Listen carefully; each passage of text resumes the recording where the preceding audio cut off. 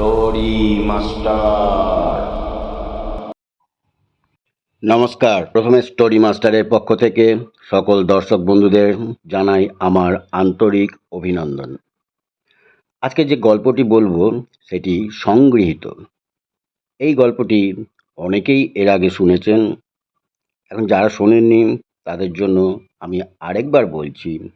এখন আমি শুরু করছি আমার এই মূল গল্পটি। কোনো এক শহরে বিমলা নামে এক রমণী বাস করতেন।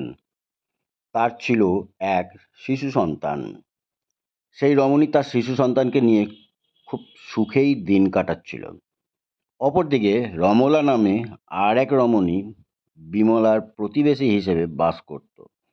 রমলা ছিল খুবই হিংসুটে এবং পরশ্রী কাতর। সে ছিল নিঃসন্তান। রমলা বিমলার শিশু সন্তানের উপর নজর ছিল। একদিন সে বিমলার শিশু সন্তানটিকে চুরি করে নিজের বাড়িতে নিয়ে গেল।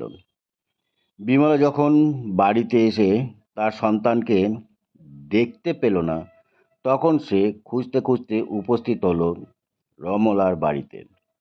সেখানে সে তার শিশু সন্তানকে দেখতে পেল এবং রমলার নিকট তার সন্তানের দাবি করল এবং সন্তানকে তার নিকট ফিরিয়ে দিতে বলল।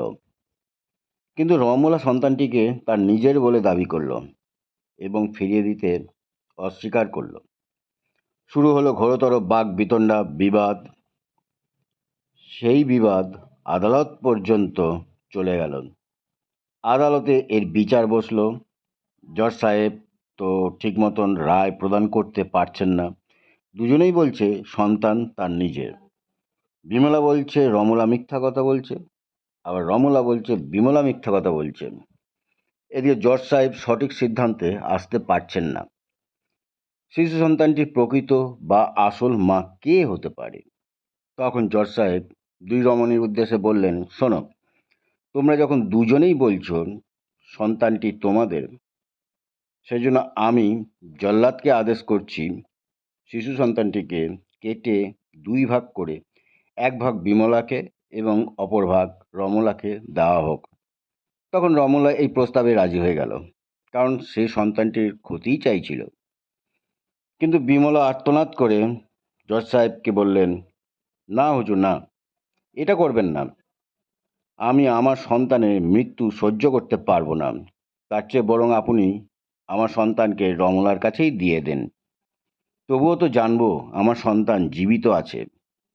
বিমলার এই উক্তিতে জজ সাহেবের আর বুঝতে অসুবিধা হলো না যে সন্তানটির প্রকৃত মা কে।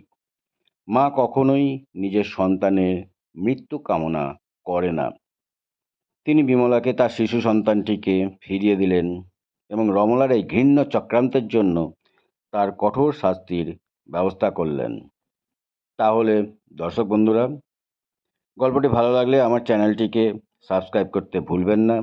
নমস্কার, ভালো থাকবেন।